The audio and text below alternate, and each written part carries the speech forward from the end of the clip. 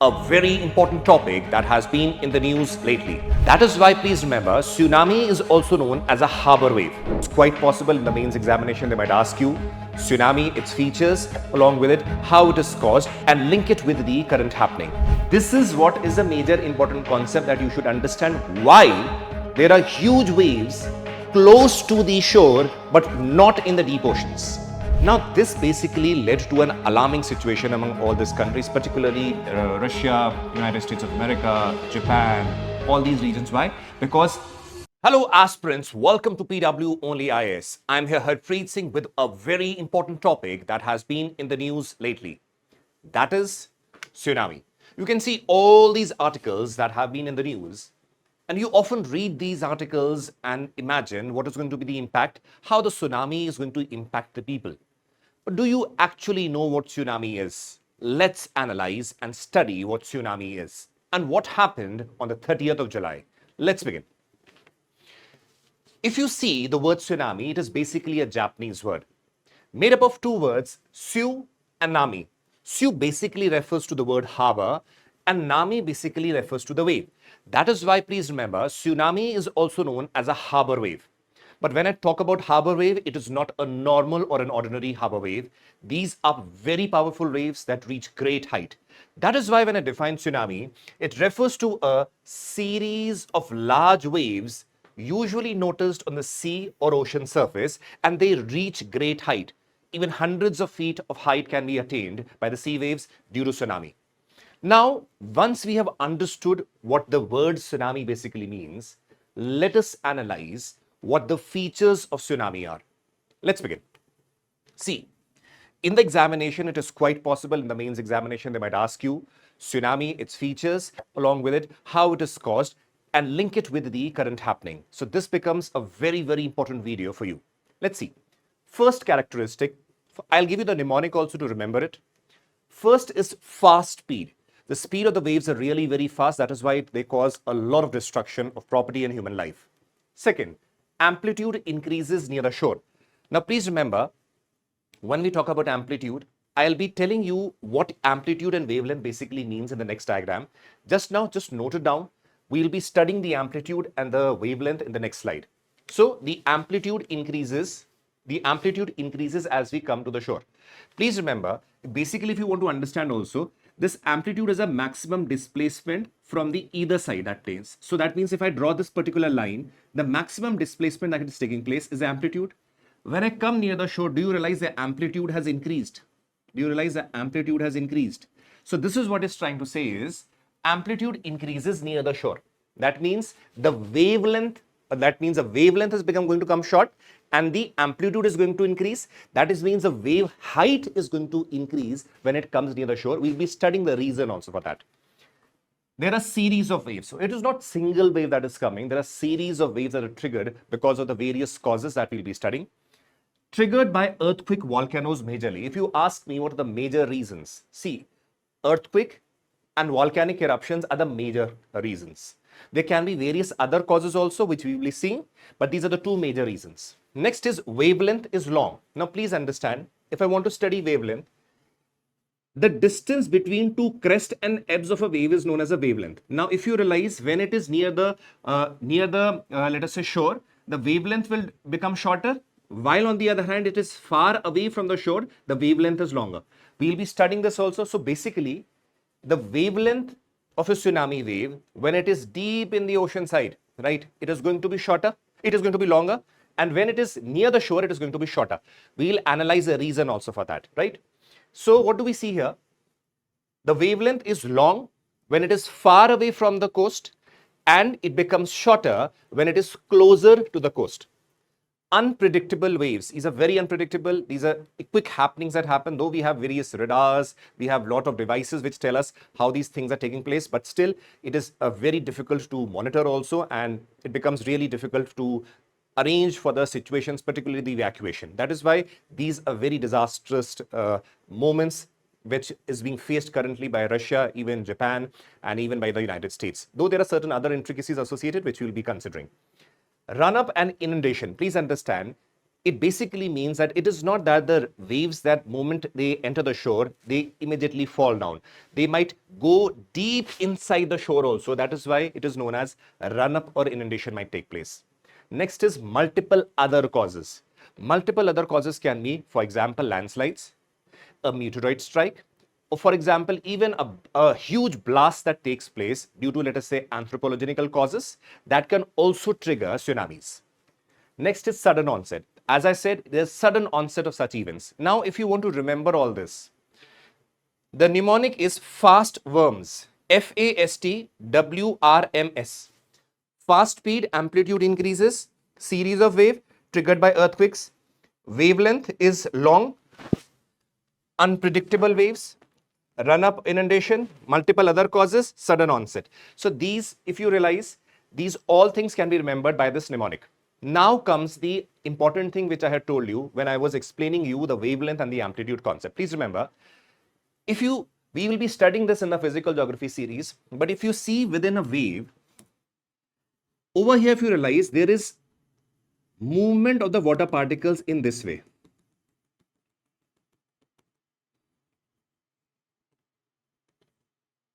Right? This is a way the water particles are moving within a particular way which I am talking about, right? Over here also. Now the reason is over here that there's a lot of depth. So what happens is the amplitude of the wave is not very high. But when this wave comes closer to the shore, please understand there is a concept of law of conservation of energy.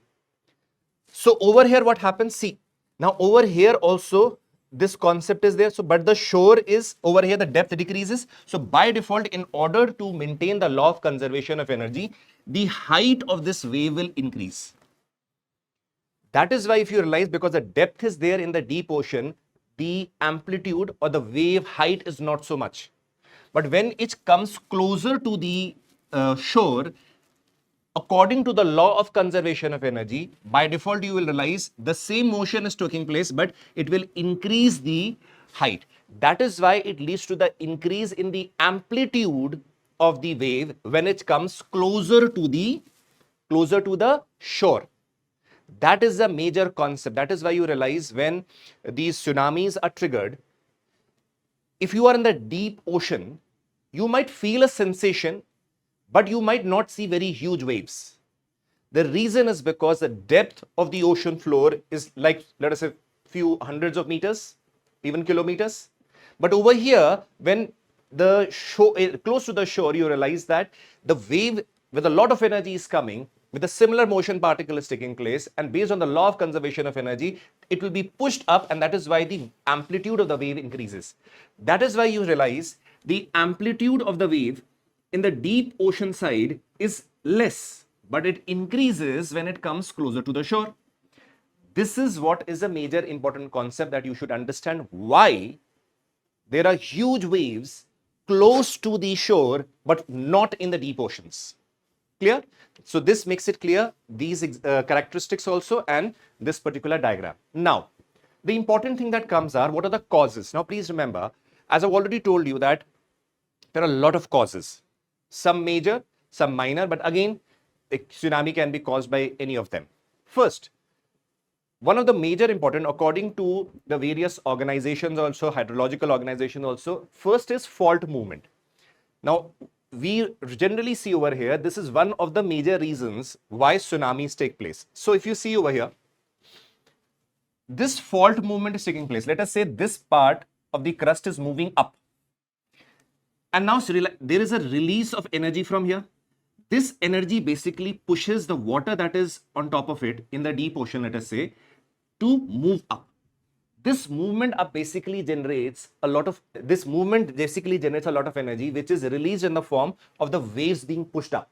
The waves being pushed up then tends to generate a lot of waves that move towards the shore, onshore regions, and that create or are seen as tsunami waves. Now, this is again a very important aspect. If you realize that when we will study what happened on 30th July, you will see certain similarities with this particular figure also. So, fault movement can basically lead to let us say even this causes earthquake also for that matter. Let us make it very clear. This causes earthquake, and then basically release of energy causes large waves. So on the sea floor, accompanied by earthquake, that causes tsunami. First is the fault movement. Now please remember, it is something not alone. Whatever factors we are considering, please remember, let us say volcanic eruption. A volcanic eruption can be caused by an earthquake also. Earthquake can also cause a volcanic eruption. Both of them combined can also cause a tsunami. So all the factors that we are considering are related to each other in one or the other way. Clear? Next, other plate boundaries. Now, if you realize, when you study the topic of plate tectonics, you realize there is a lot of movement of the plates that take place. Now, supposingly two plates are sliding along with each other. Now, these movement can also cause tsunamis. Not major, but they can cause. Similarly, if you realize there is a constructive plate boundary, there is movement of, let us say, the movement of plates against or moving away from each other. That can also cause tsunamis because certain amount of energy is released. Now, please remember, depending upon the extent and the degree of tsunami will vary in all of these. Similarly, you realize there is some plate that is subducting under another plate. Now, this can also trigger, let us say, movement, and that can also cause tsunami. So, various plate movements can also cause tsunami. This is another very, very important cause, right? Next, move ahead. The release of energy due to the plate movements leads to the creation of large waves, which are known as tsunamis, as we've already studied. Next, landslides. Now, generally you hear about landslides when you're going to the hilly regions, but please understand that there are a lot of landslides that take place within the oceans also. Let me show you with a diagram. Now see here, supposingly this is the shore region, and this is again the continental crust, then further going into the oceanic crust and all. Now over you realize this is the ocean. Now over here, let us say a mass of land is here which is going to move down. Now over here it might appear to you as a small mass. These are huge masses, huge. Now when, understand this, when this mass moves down, it basically pushes the water also down. The landslide pulls the water also down. So what happens is, supposingly the mass was here, it moves down, it pulls the water also down. In order to balance it, the water over here rises. Now this might create again large waves. This has happened in the 19th century across United States coast also. United States have been affected by such cases also. So please remember this, that this is also a reason for tsunamis taking place. Though the scale might not be very large as we compare it to large volcanic eruptions or earthquakes that take place, but still they can affect a large amount of region, or the property or the human life. So that is why this is again a very important dimension with respect to causation or cause for the tsunamis. Right? Next, volcanic eruption. Now please understand that. Now volcanoes, please understand, can be present inside the water, inside the oceans also. You know that very well. Now what happens is, now see here, supposingly this is a shore region, let us say, and this is the volcano that is present here, and the volcano blasts, right? Now what happens, you know that very well, this blast basically creates shock waves. And what happens, these shock waves tend to impact the water surface, and the water surface tend to move in a similar manner. That means shock waves and the sea waves tend to resonate, because the shock waves tend to impact the surface water of the seas or the ocean. So this will lead to the creation of large waves, which is again can be known as tsunamis. Clear? Please remember, when we talk about tsunami, in simple sense, it basically means very huge waves are created, which might impact the life and property of the regions which are in the coastal regions in particular. Now, whatever can be the cause, it can be landslide, it can be earthquake, it can be volcanic activities, there can be other reasons also. That is immaterial here. But huge waves being created, that is what is the core idea of tsunami, right? Next, move ahead. Others. Now see, what we have studied till now are the major causes. Landslide, little minor, major being the earthquakes, and for that matter, the volcanic activities. And for along with it, you can take the fault movement also. Other reasons can be, let us say, a blast. Let us say a country is testing some major, let us say, bombs and all inside the water. Now that can also trigger huge earthquakes and then can cause tsunamis. That is another reason. Next is meteorite. Now, supposingly a meteorite strikes and that huge ball of mass basically strikes, let us say, an ocean or a sea, that can also trigger huge waves. So these again are lesser chances, but they are also the causes for tsunamis, right? Let's move ahead. Now, what becomes important for us is when you study in the physical geography series, which will be coming probably from the next week, we will be analyzing these factors in detail also. There's something known as a Pacific Ring of Fire. Now, the Pacific Ring of Fire, if you see this is on the western sides of South America, North America, then you have the Alaska, then you have the regions of Russia, then Japan, and then along the Southeast Asian countries, and this is the particular region. Now, this region is known for very active earthquakes and the volcanic activities that take place. And that is why if you realize majority of the major earthquake activities or the volcanic eruption that take place are in this particular belt because of the active plate tectonic movements that take place. Now, if you see, this is again a region that has been a mark. Now, important thing that comes is we have studied all about tsunami. So what basically happened on the 30th of July? Now see, this particular region, if you see, is in the Pacific, close to the Pacific Ring, right? This is the Pacific Ring. Now, if you come here, you realize this peninsula is known as Kamchatka Peninsula. Just off that, an earthquake basically took place that is of 8.8 magnitude, which is huge. Now, this basically led to an alarming situation among all these countries, particularly Russia, United States of America, Japan, all these regions. Why? Because the expectation is that it will lead to large tsunami waves basically coming to the coastal regions, right? Right? As you know, earthquakes can lead to, and because an earthquake of such high magnitude can definitely lead to huge waves being created. Now, this is something what happened on the 30th of July. Now, please understand, the question comes is, what was the reason that this particular thing took place? One of the recent reports that has been released by the government of Russia also, it basically mentions two things. First thing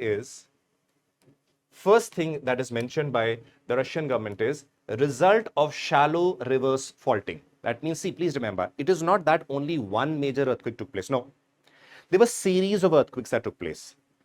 Among that, the major earthquake, which was of 8.8 magnitude, that is why it is known as a main shock. This main shock basically occurred as a result of shallow reverse faulting. Now, what do you mean by reverse faulting? This becomes very, very important because in the examination, when you are asked, you should be able to explain these concepts because see, this is something a current happening. Now, you link it with the static part which you study, which is reverse faulting. Now, see, normally when you study fault system, there are normal faults and then there is reverse fault. Please understand, there is something that you should always remember. The part that doesn't move, is known as the footwall, and the one which is moving is known as a hanging wall. In case of a reverse fault, an opposite thing happens where you realize that the hanging wall has moved upwards due to the footwall, due to the compressional forces. So in comparison to the static part which doesn't move, it is attached to, let us say, a major mass or land mass. This is static. This is the footwall.